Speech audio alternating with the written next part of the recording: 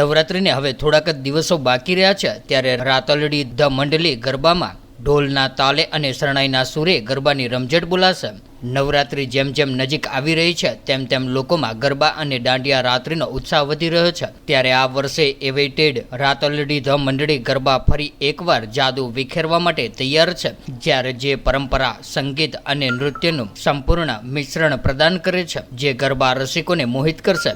રાતલડી the મંડળી ગરબામાં નરેશ બારોટ અને ટીમ ઢોલના તાલે અને શરણાઈના સુરે ગરબાની રમઝટ બોલાવશે ત્યારે ગરબા ઉત્સાહીઓ સાંજથી સવાર સુધી ગરબા રમશે અને નવરાત્રિના 9 દિવસ અમદાવાદના સિલજ વિસ્તારમાં આવેલા મહેન્દ્ર ફાર્મ ખાતે રાતલડી ગરબાનું આયોજન કરવામાં આવ્યું છે ત્યારે આ અનોખી ગરબા ઇવેન્ટનું આયોજન ઝાલા ઇવેન્ટના ફાઉન્ડર જયવીરસિંહ ઝાલા અને રઘુવંશી ઇવેન્ટના ફાઉન્ડર તીર્થ આખાની દ્વારા કરવામાં આવ્યું છે, જે બાબતે પત્રકાર પરિષદ યોજીને સમગ્ર યોજાનારા કાર્યક્રમ વિશે માહિતી પ્રદાન કરી।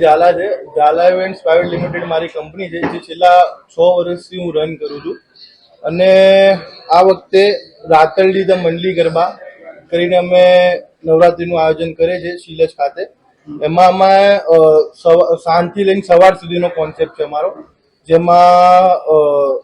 6 વાગ્યાથી સ્ટાર્ટ થઈને કે ભાઈ સવાર 6 થી 6 એ રીતનો અમે 12 કલાકનો આખો કોન્સેપ્ટ રાખ્યો છે, જેમાં પાર્કિંગથી લઈને તમામ સિક્યુરિટી મેનેજમેન્ટ બધાનું ખૂબ જ પણ સારું પણ ધ્યાન રાખેલ છે કે જે ડેકોરનું જે છે એ ડેકોરનું વિગતવાર ભાઈ આપણને ચર્ચા કરશે। આપણે રેડ એન્ડ વ્હાઇટ થીમમાં બધું રાખેલ છે કે જેમાં સેટ વાઇઝ આપણે આખો સેટ ઊભો કરીએ છીએ કે જેમાં મેઇન એન્ટ્રી ઉપર જ આપણે એન્ટ્રી ઉપરથી લઈને છેક મેઇન પ્લેઇંગ ગ્રાઉન્ડ સુધીમાં તમામ સેટ વાઇઝ બધું ઊભું કરેલ છે। પેસેજ એરિયા, એન્ટ્રી, પછી પ્લેઇંગ એરિયા, ફૂડ કોર્ટમાં, પછી ઇન્સ્ટોલેશન્સ, એવો બહુ જ ડેકોરમાં આપણે સંપૂર્ણપણે ડેકોરમાં આપણે ધ્યાન આપેલ છે અને આપણે એકદમ પ્રીમિયમ સેગમેન્ટમાં ગરબા કરવા જઈ રહેલ છે।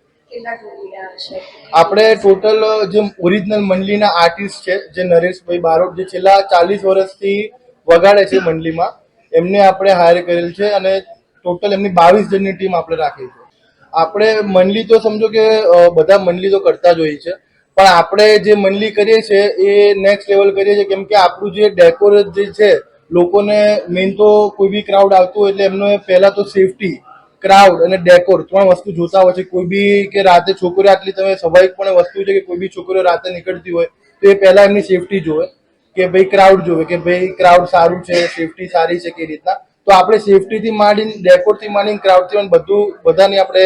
સંપૂર્ણપણે તકેદારી રાખેલ છે। હા, આપણે જે બી ગરબા રસિકો આવશે એમનું આપણે એન્ટ્રી ગેટ ઉપર બધાનું આઈડી કાર્ડ ચેક કરવામાં આવશે।